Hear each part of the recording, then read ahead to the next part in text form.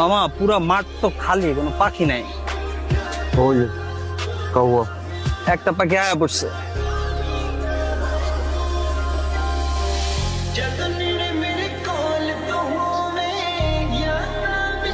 কি ইম্পর্টেন্ট কথা বলবেন?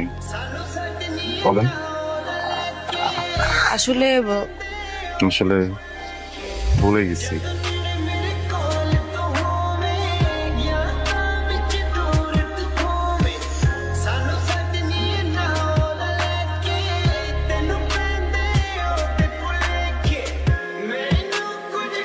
মামা এটা কি হলো? আমি বুঝতেছি না এটা কি। না মামা, আমি তো এটা মাইনে নিতে পারতেছি না।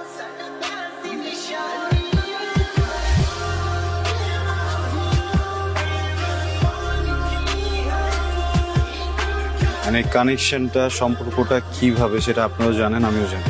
আপনাদের হেল্প দরকার।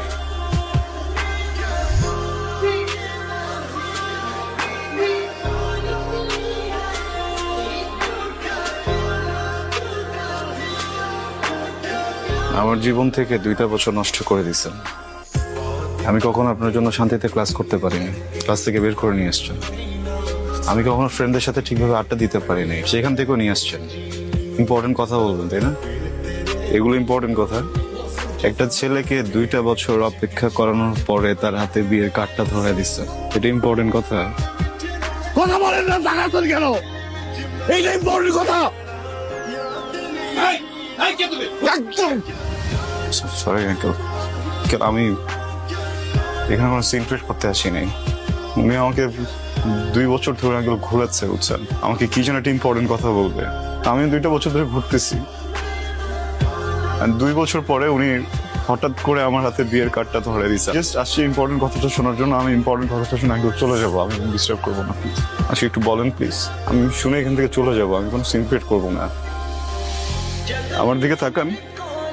ভালোবাসি। আমি তোমাকে ভালোবাসি।